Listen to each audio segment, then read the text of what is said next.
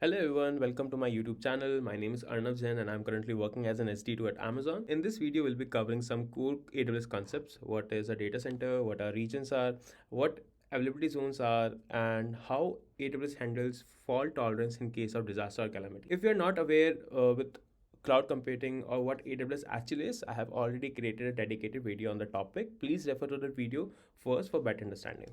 Alright, let's get started. What is a data center? Let's first understand what a data center is by definition. A data center is a physical facility that organization uses to house their critical application and data. It's a fundamental building block of AWS Cloud Infrastructure. In simple terms, you have an application. That application runs on a server and that server is physically located inside a data center. So if you look at the image, you see that there are thousands of servers, right?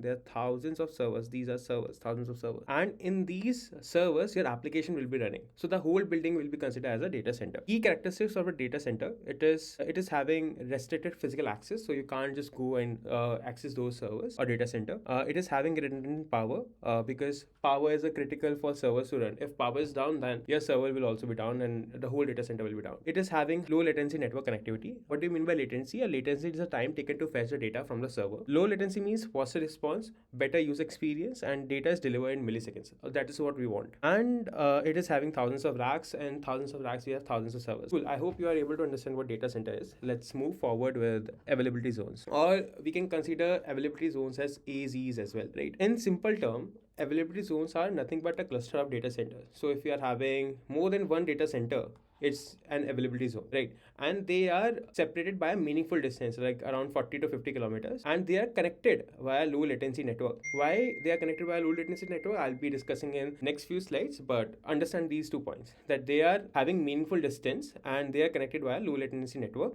And if one data center fails, it doesn't going to impact another data center, right? So I'll repeat this again. AZs are nothing but a cluster of data centers, right? Cool. Hope you're able to understand this. Let's move forward with what are AWS regions. An AWS region is a geographical location where AWS has its infrastructure. So if you look at the image where AWS is having infrastructure, and this is also a geographical location where AWS is having infrastructure. In simple terms, if I explain, we have discussed that AZs are nothing but cluster of data centers. Now, regions are nothing but a cluster of AZs, right? So again, I'll repeat it again. We have data centers, and if we have multiple data centers, we call it at AZs. And if we have multiple AZs, we call it as region. Sorry for the writing. Cool. So if we look at the hierarchy, consider this as a region 1. In this region 1, we have multiple AZs. It should be having at least 3 AZs. And in one AZ, we have at more than one data center, or at least one data center. Cool. Let's move forward. Now we have already understood what data center is, what AZs are, what regions are, right?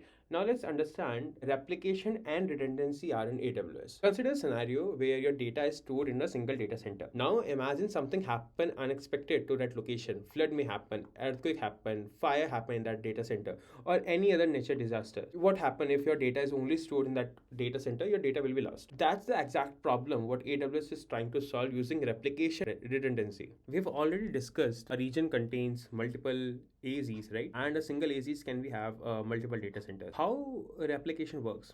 Let's assume you have AZ1, this is your AZ1, and it is having multiple data center 1, 2, and 3. Now a new record is added, or existing data is updated, or new application is deployed. The update first happen in one of the data center of AZ1. Within the same AZ, the data is replicated synchronously to other data center. As a result, all the data centers within a AZ having the same data. Once this is completed, AZ1 then asynchronously replicates the data to AZ2 and AZ3. Right?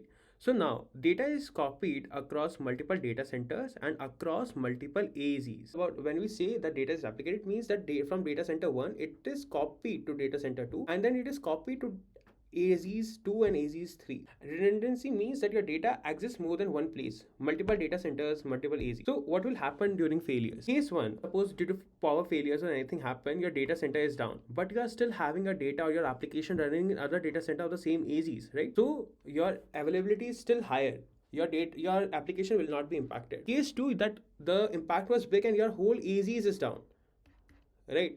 But you are still having more than one AZ in the region. So as data is still preserved, your application is still running. That is what the power of replication and redundancy. Cool. So let's understand again via application and redundancy what does AWS achieves. One is high availability. What do you mean by high availability? Because in case any of the data center is down, you are still having your data available. Fault tolerance. Again, if the power failures are there or anything happens, you are still having your data backed by other data center. Disaster recovery. In case any earthquake happens within a AZs or any flood happens within an AZ or data center, you are still having other data centers and other availability zones. Data duplication. Why data duplication? Your data loss probability is much lesser. Cool. So here are some example of AWS services that are using replication by default. So Amazon S3. Amazon S3 automatically replicates the data across multiple AZs. Similarly to RTS, it is synchronously replicates all the data to multiple data centers, and load balancer distributes the traffic to multiple AZs. Similarly to these services, DynamoDB also one of the services which is used for replication. Cool. So we have discussed why replication and redundancy are important. Now let's understand which region should we choose. So if I show you, you can see over here that in all over the world they are having multiple regions of an AWS. This is the region, this is the region, this is the region. Even in India we have 2 regions, right? And in this region you have multiple availability zones. So in this region we have 3 availability zones, and this availability zones we have multiple data center, right? Now question arises, which region should we choose for our hosting our application or storing our data? It depends on 4 major factors. One is latency. Latency is nothing but it's a time taken for the data to reach to the user. Low latency means faster application. Choose region closest to your users. Example, your user are in India, then choose the region which is in India, right? Cost is another factor. AWS services pricing varies with region. So if in region 1 Lambda price is something else, it may be higher in other regions. Compliance. Some countries require data to be stored within natural boundaries, right? So example, Indian user data might not be allowed to be stored in outside of India. And service availability. Some AWS services are available in some specific region. Always check service available before selecting a region, right? So there's a statement like we have already seen website as well, that AWS is having a largest global infrastructure footprint of any cloud provider. It is having 30 plus regions and 100 plus AZs. I'll be attaching that link to the description as well, in which I have shown you like how many regions do we have for an AWS, right? Now let's discuss again like what are difference between regions and AZs. So region is a global geographical area, whereas AZs are present within a region. Region should be having at least 3 plus AZs, whereas in AZs we can have more than one data center, right? It is completely isolated, it's not dependent on any other region, whereas AZs are also isolated, but they are connected with a low latency network. And latency to replicate the data between a region is more than 100 milliseconds, whereas between AZ it's just 2 milliseconds. Let's talk about best practices. So always use multiple AZs.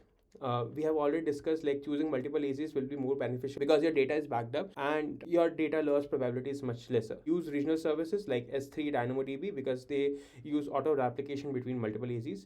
Use load balancer because load balancer distributes the traffic within multiple AZs. You can also use multiple regions as well because it will help you for disaster recovery in case the disaster is much greater that it can impact a whole region.